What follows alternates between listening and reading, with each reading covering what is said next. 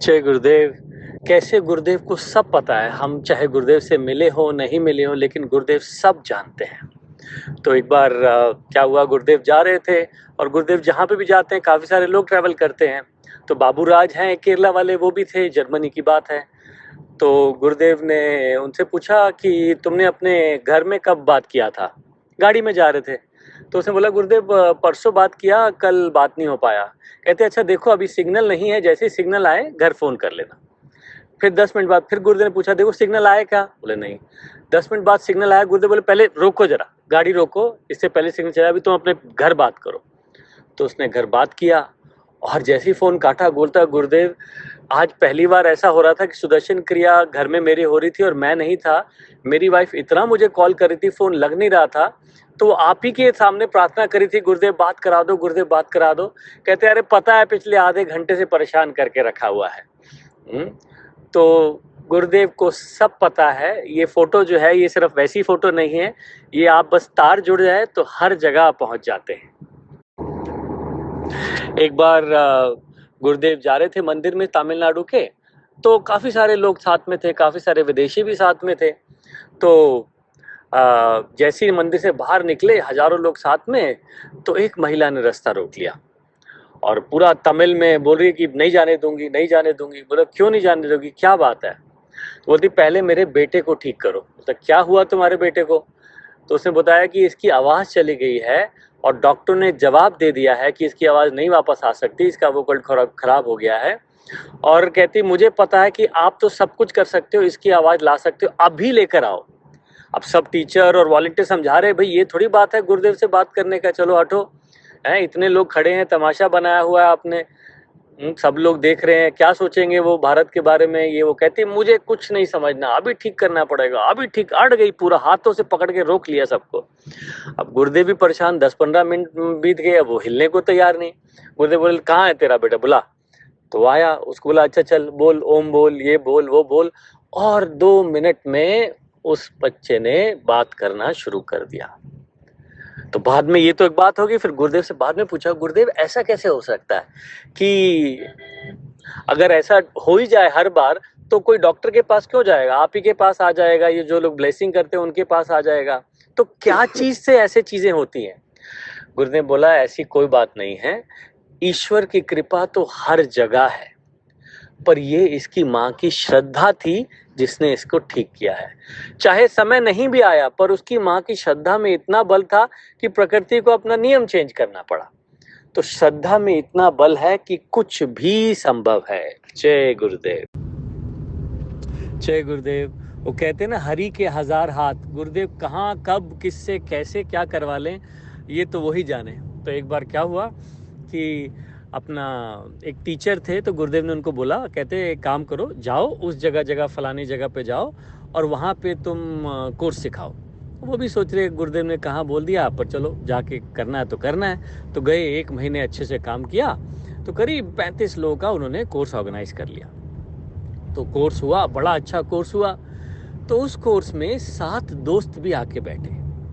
तो जैसे ही वो बैठे, उन्होंने कोर्स किया, उनको लगा अरे ये तो क्या जीवन परिवर्तन करने वाली चीज़ है। तो उन्होंने बोला, इनके टीचर के पास आए और बोले कि ना हम चाहते हैं कि ना ये ज्ञान तो सबको मिले, तो हमने एक शहर के बीच में अभी एक नई जगह खरीदी है और हमें लगता है कि इससे बढ़िया सदुपयोग उसका कुछ नहीं होगा कि वो आर्ट ऑफ लिविंग का सेंटर बने, लोगों के जीवन में ये परिवर्तन आए।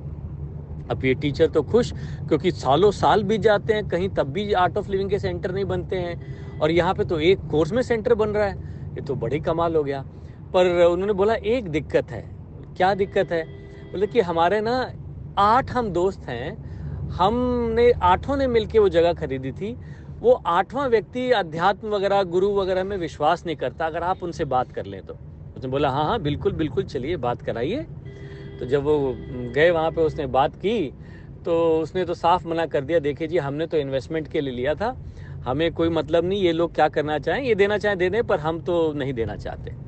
अब वो 7 भी फंस गए थे, क्योंकि 8 लोगों ने ली थी, तो ऐसे तो दे नहीं सकते थे, तो बात अटक गई। तो अब इसने टीचर ने सोचा कि भाई अब इतना पास आ गए हैं तो एक चीज़ है जो हम सबके पास, वो हथियार है जिससे सब कुछ हो सकता है, वो है प्रार्थना। तो उसने बस फिर प्रार्थना की, जय गुरुदेव, गुरुदेव कुछ तो कीजिए, ये परिवर्तन हो जाए इसमें और हमारा एक सेंटर बन जाए।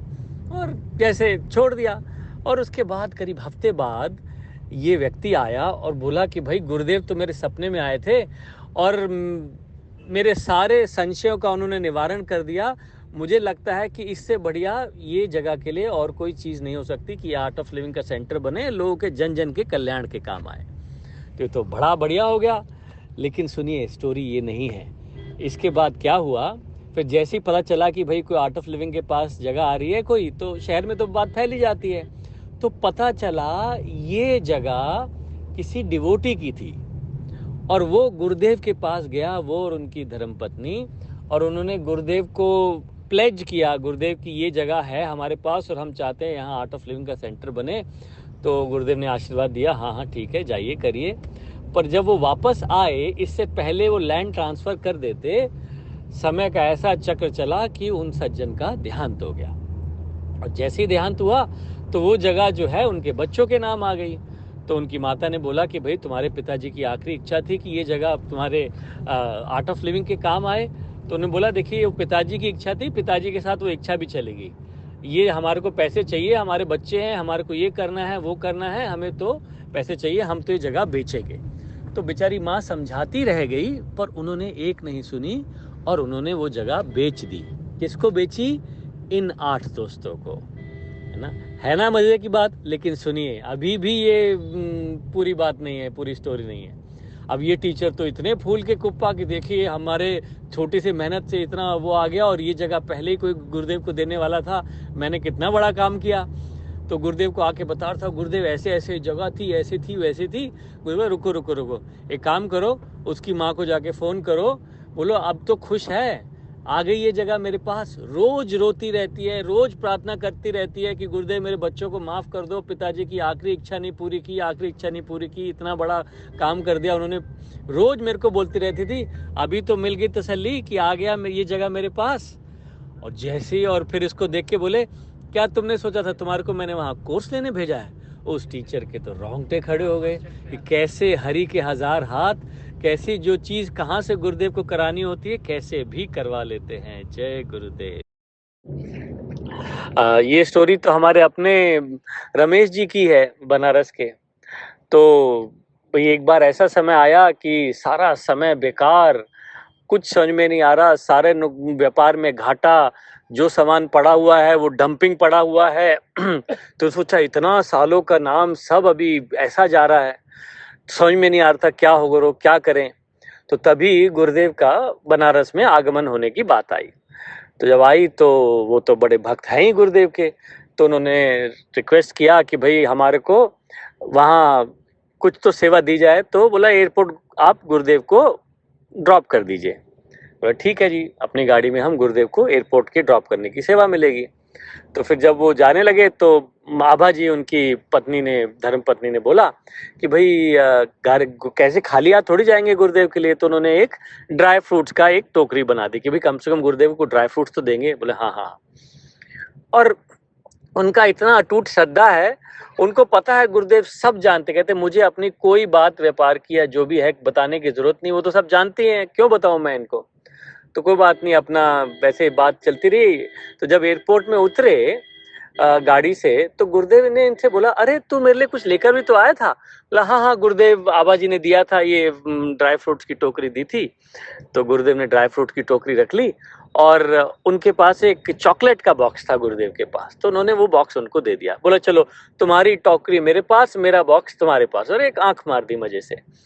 और जैसे ही चले, गुरुदेव चले गए एयरपोर्ट, जैसे उन्होंने गाड़ी मोड़ी तभी बोलते घंटी बजनी शुरू हो गई। जो जो भी देनदार पैसे नहीं दे रहे, बोले कब आके पैसे लोगे। जो जो माल ऐसा लग रहा था अब तो गंगा जी में बहाना पड़ेगा, एकदम से उसके रेट बढ़ गए। वो 1 महीना एकदम बेस्ट टाइम हो गया उनके जीवन का। और ये कब से शुरू हुआ? जब से उन्होंने गाड़ी मोड़ी। तो ऐसा है कि कोई भी स्थिति हो, कुछ भी हो, गुरुदेव के लिए क्या चीज असंभव है। तो चाहे छोटी चीज हो चाहे बड़ी चीज हो, सब चीज संभव है। जय गुरुदेव। तो जैसे हरि के 1000 हाथ होते हैं, तो हम चाहेंगे कि आप सब भी उस हरि के 1000 हाथ बने।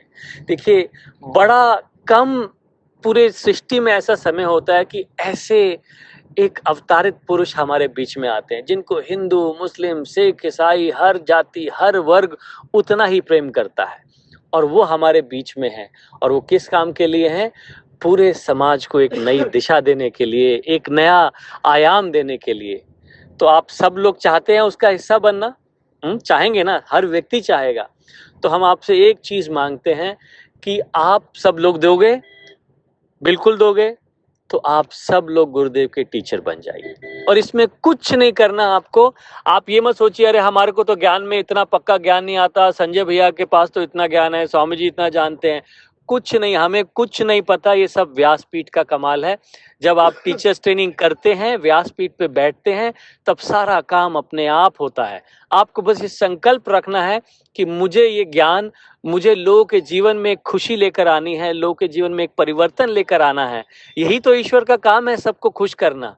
बस आप ये संकल्प ले लीजिए कि हमें कुछ करना है समाज के लिए, हमें समाज से कुछ लेना नहीं, कुछ देना है। बस ये संकल्प करिए और आगे बढ़िए। अभी आपने एडवांस कोर्स कर लिया है, बस अब आपको क्या करना है? अब आपको एक वीटीपी कर लेना है। जैसे ही वॉलंटियर ट्रेनिंग प्रोग्राम आप करते हैं तो आप और अच्छे से पॉलिश हो जाते हैं। कैसे सेवा करनी है, कैसे बात करनी है, क्या करना है, ये सब में आप ट्रेनिंग पा जाते हैं। तो बिल्कुल भी देरी मत करिए। सब लोग बनेंगे, सब लोग करेंगे गुरुदेव का ये काम, बनेंगे हरि के वो हाथ हजारों में। बस आप ये तुरंत करिए। जय गुरुदेव।